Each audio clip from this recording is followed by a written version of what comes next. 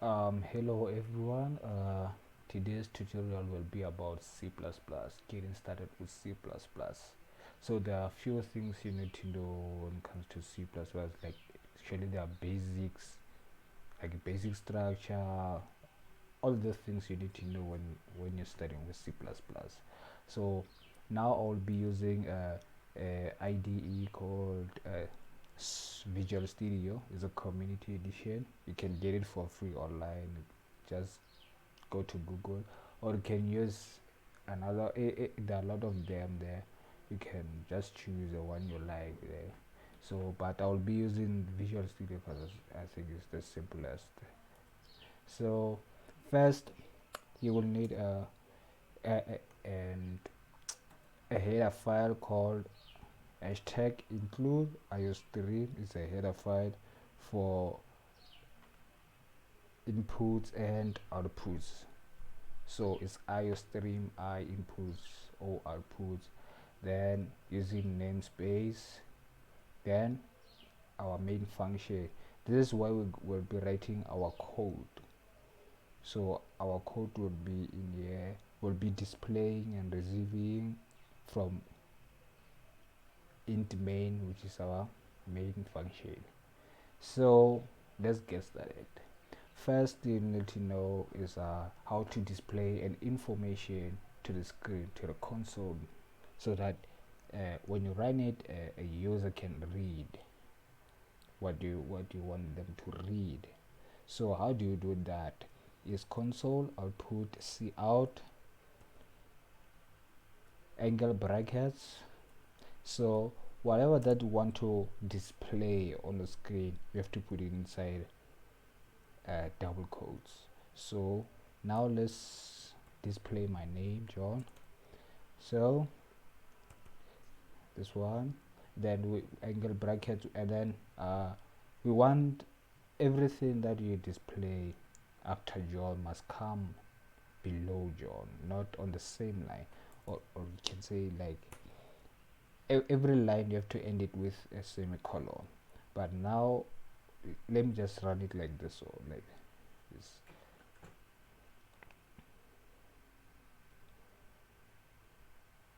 Well, there it is. You see, you notice there is John, but there is also press any key to continue. So I don't want this thing to be on the same line. I want to put press whatever to another line. So how do I do that? I add something called end line, not end one, it's end line. End line, remember every line must end with a semicolon. So now let's run it. So everything that comes after John must be below. So now I displayed my name, then press enter any key, is below. This one you cannot remove it, so it's always there. So you just have to put it somewhere so that it doesn't mix up with whatever you're displaying. So now there is thing called a comment. A comment is it's a line where you explain what's actually code is doing, what's that line below supposed to do. It's for, you see, when you write a code and then I have to read your code, there'll be a lot of things there, so I won't understand what is going on, why there is this, why there is that. So a comment is there to help me or help another person to understand your code. So how do you write a comment? So there is two different types of commenting. So the first one is commenting on a single line. You can comment for a single line by writing a double forward slash. A double forward slash, that means whatever that is in that same line will be a comment. So now let's comment this display my name.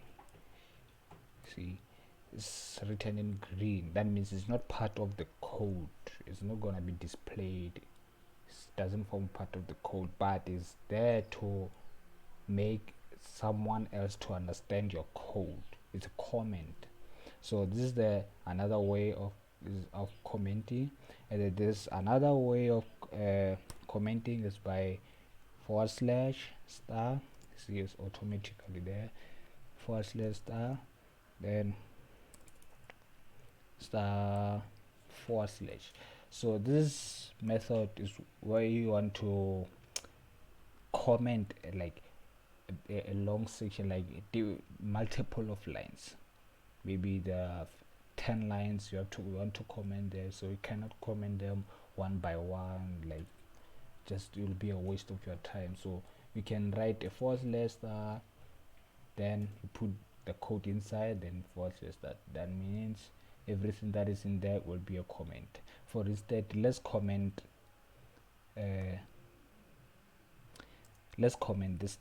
this thing. Remember, everything that is a comment will not be displayed, will not be part of it, will not be part of the code. So now whenever I run, this thing will not be displayed because it's a comment. The comment doesn't get displayed, just there to understand. See, it's empty, but I didn't want it to be empty, so let me just remove and remove. So this is how you display an information to the screen. So there is displaying information to the screen and receiving information to the from the screen. So how do you receive information from the screen? First, you need to know what is it that you are receiving. Are you receiving a number, a name of a person, a letter, a true or false, or a price? So all those things you have to know them. Which one are you receiving actually? Which one you want to receive?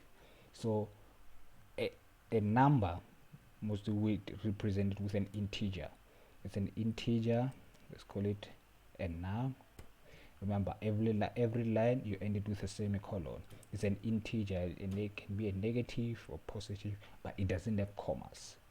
So there is this an int is short for integer, is called a data type. But now let me just comment data types and variables. So let me explain. What is a variable? A variable is a container that is going to store whatever that you received from the screen. Everything that you receive will be stored inside a variable. So there are different type of variables, which like a data type must go with a variable. So a data type of an integer must only receive something with a number and then store it inside a variable. You can name it variable whatever you want. I just named it a num. So whatever I receive, a number, I'll put it inside this variable called num. So this num will contain that number I entered from the screen, that number I received from the screen. So it's only an integer. Remember, a name is not an integer. You can't receive a name and then store it inside a number. A name is not a number. So a name is another data type called a string. It's a string. It's more than one letter. So a string must also have a variable to store strings, or it's a string only. So let's call it name. Let's call it a name. So whatever you receive, if it's a name, you have to store it inside a name, which is a string. So when you receive a number, you store it inside an integer. So there is another one, a number. There is the number 0 to whatever is an integer, but there is a real number. A real number is it's like a price. A price has a commas. So how do you can store a something that has a comma inside a number. So like it's going to be an error, or it's going to cut the commas and take only a number. So it's a decimal point, it's a decimal number. So how do you store a decimal number? You have to declare a data type. There is another data type called double. A double is where you store any number with it that has a comma, or a decimal number. So let's name it a price. I think is a perfect example for our variable. So our variable price, and that means we're going to store our price 15,95, something like that. So there is another variable called char, which is stand for character. A character receive only one letter. A string receive more than one letter. That is why a name has 4 letters. A John has 4 letters. It means JOHN. So we can only store one letter inside the character. So let's name it CT. So inside a CT, we're only going to store one letter. We're going to receive one letter and store it inside one letter inside a CT. So there is another variable called bool, which means a boolean. It's a true or false. It's only true or false, nothing more. So it must receive a true, or it must receive a false. It's up to you what you're receiving. So 1, 2, 3, 4, 5. These are the data type I need you to know. You have to know them by heart, this data type. So there is another one called float, which works as the same as price. Let's call it price 2. Well, these two things, like, they are the same. They work the same. So you can use double or you can use a float, but those two, I want at this moment, I just want you like to use double, not float. So there's data type int, string, double, float, character, and boolean. So integer, a number, can be a negative or a positive, but it doesn't contain, is not a decimal. A name, it stores a name, our names. It's a string. Double stores a price, a number with a decimal point. Float is work the same as double. A character stores a one letter. A bool stores true or false, only true or false, nothing more. So these are the variables and data type I need you to know. And then this data type, you have to fill them with something. So like, I want to receive a number. Remember I said you have to, I will show you how to receive a number, an input from the user. So when you receive an input from the user, you have to put it inside their variables. So you receive a name, you put it inside the name, number inside the number, price, or something like that. So how do you receive an input? So it's a console input. Remember, this one is a console output, and then there is this thing. Don't confuse this angle brackets here. Don't confuse them. For output, they're facing left. For input, they're facing right, and it must be 2. So now we are receiving, which one do you want to receive? Let's receive a number, so which is num. Every line must end with a semicolon. So you receive a num, you just write the name of the variable, like you store the name of the variable you want to store that input to. So we're storing a num. So now we have to display a num. So when you're displaying a num, remember, everything you display, you want to display on the screen, you put it inside a double quote. But when you want to display a variable in a value that is inside a variable, you don't write the double quotes. Let me just say, you can write double quotes and say the number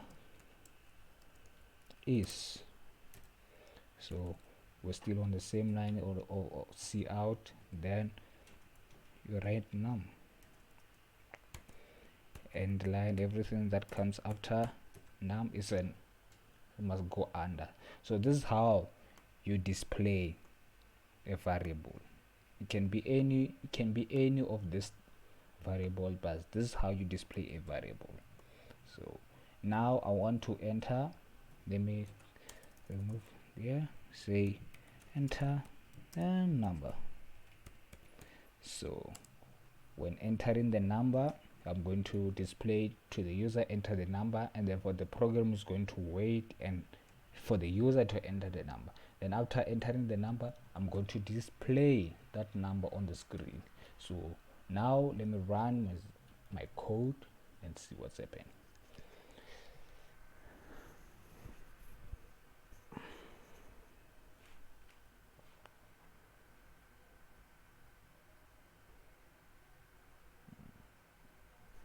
Okay, here's the console. It says enter a number. Let's say 20.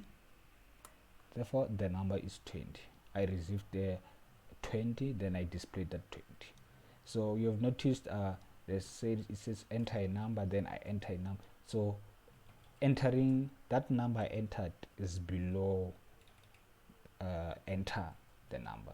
So if I want to put it on the same line, remember there is end line, mean everything that comes after this thing, after displaying this thing, everything that comes after must go under. So that is why when I entered that number, it was below. So if I want to put it on the same line, like make it look professional, yeah. So if I want to display on the same line, this is how you remove an end line.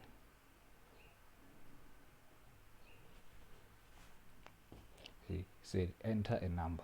So let me enter a number. So the number is 20. See, now they are on the same line. But if you want, you can put it on another line. It's still fine the way I showed you, but I prefer this way. So this is what I needed you to know. These are the basics actually. You can even enter a name. But before entering a name, I want to,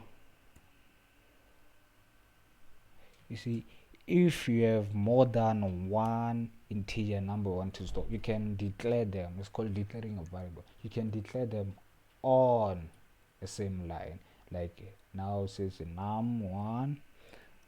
Okay, num and num1. Okay, or let me say num2.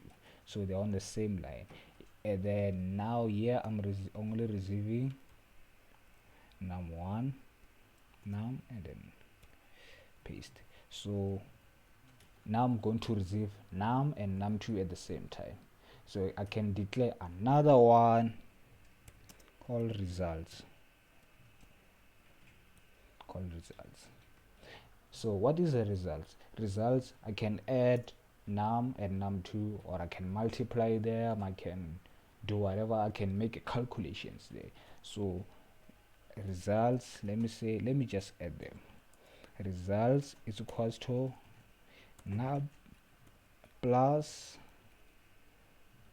num2, and with a semicolon. Remember, everything ends with a semicolon.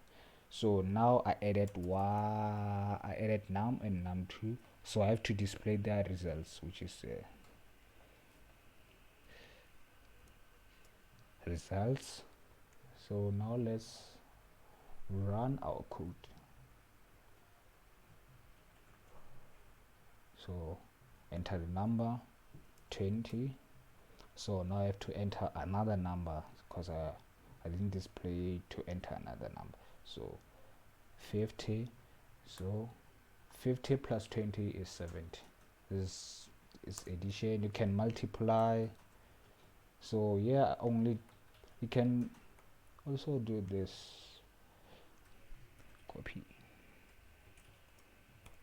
can also do something like line 2. It's still fine this way, but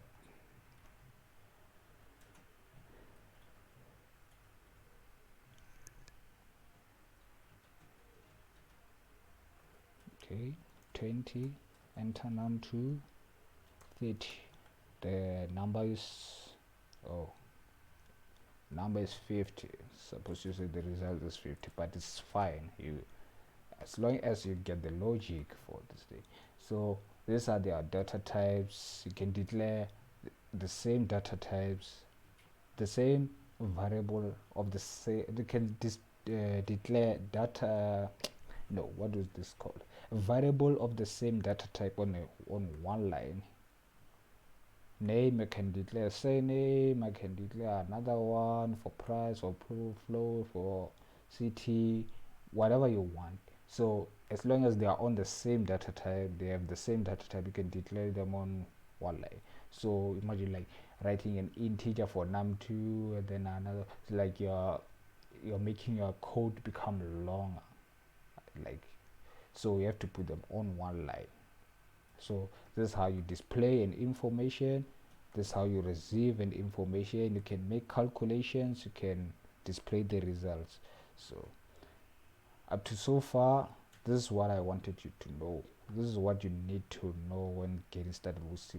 This is, you can write your own program, like receiving a price and then multiplying, like, okay, let me just say you write a program that's going to ask the user to enter number of pencils they want to buy, and therefore you multiply the price. So for example, let me just say a price of a pencil is 2.50, 2.5. So the price of a pencil is 2.5. So they have to enter the price, they have to enter the number of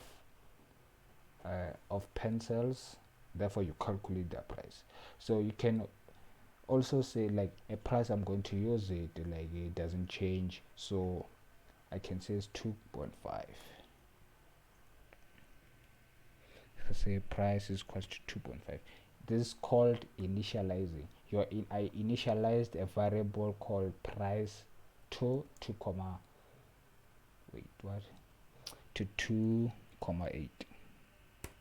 Still fine like that. 2.5, let me make it like simpler, to 2.5. So I want you to write a code that's going to ask the user to enter the number of pencils they want to buy, and therefore you calculate the total price. So thank you.